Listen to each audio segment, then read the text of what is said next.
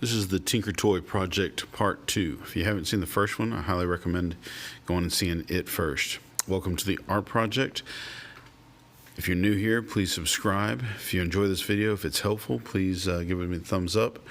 This video is a little bit shorter than the last one because I've already completed all of my preparation work and I've drawn the image out and I've done all of the shading. And so basically now I'm just filling in the colors. It's like I made a big coloring book. When I do the watercolor on this, I need to let you know I'm not a professional watercolorist. I don't use a bunch of fancy techniques or anything. I kind of let the drawing and the shading and the cross-hatching take care of most of the work. And for color, I basically just color in the actual or close to the actual colors of the objects. So for example, the yellow Tinker Toy is yellow straight from the watercolor. The green is green straight from the watercolor tray. No fanciness going on here. Now it definitely would probably be a whole lot better if there was, and if you're good at watercolor, I highly recommend it. And if you can teach your students how to do watercolor in a way that's better than this, then that's fine. But my goal here is not really to teach watercolor, but just to do this project. And what I'm actually doing is teaching drawing, and the color is just a little extra something special. And so, like I said, I'm not doing anything fancy with the colors. I'm just painting the blue piece is blue, the red piece is red, and so on. One of the things, though, that I like to do is to keep the watercolor real watery. And one way I do that is by first painting the shape with water first, just clean, clear water, and then dropping the paint into it. As I was doing this particular picture, I did not do that all over. I got to some places where I just thought it should be a little thicker, and I went ahead and painted it straight watercolor, or more watercolor and less water. I didn't want it to be too dark, though. I wanted the cross-hatching to show through. And then when it came time to paint in the background, I used black ink, just a basic regular black speedball ink. You can use black watercolor. Some of my students used black watercolor, and that's fine. But I thought, since I had so much black to paint, instead of wasting black watercolor from the little tray, I would use black speedball ink, and it worked out pretty well. I also used a big brush to get as much of it as I could, and then I got a smaller brush to do the smaller spaces in between. It's probably kind of hard to tell from the video, but I don't have a very steady hand. And if you look real close, there's all kinds of places where I got out of line and so on. Now, I'm not advocating or trying to encourage getting messy or out of the line or anything like that when you're painting here.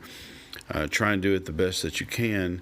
What I am trying to say is that it is not the end of the world if you mess up a little bit. People don't normally notice your mistakes unless you point them out, and they don't normally notice how good or bad you were staying in or outside the line, unless it is just really, really bad. I mean, obviously, if I scribbled all over it, you would notice.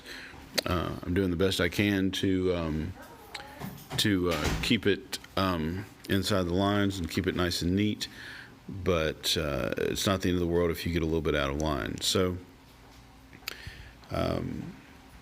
here I switched to a smaller brush, well, back to a bigger brush.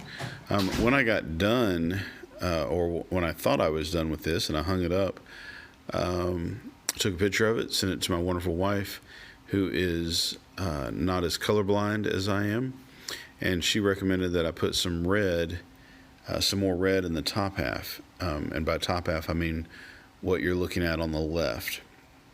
And so I didn't know exactly what she meant by that, so we had a little dialogue back and forth. I was thinking about adding some red to the black in the background and kind of having a reddish black background,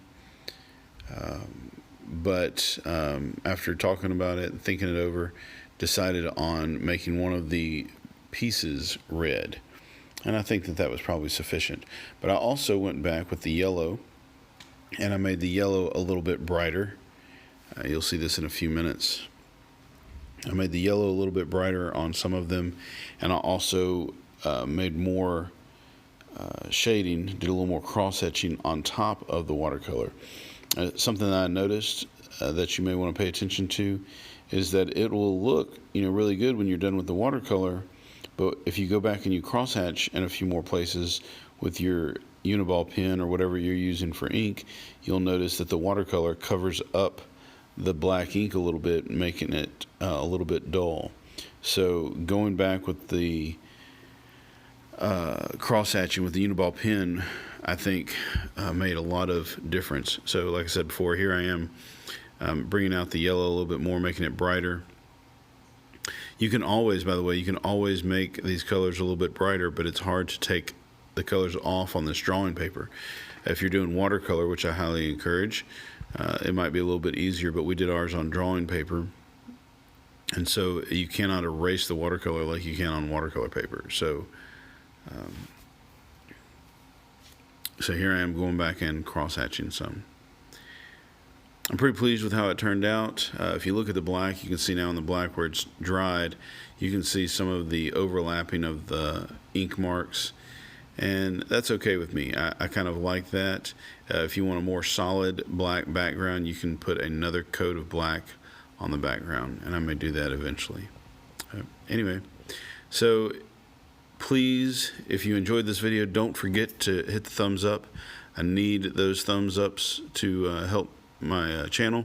Here it is finished, and I also have a student piece that you might want to look at.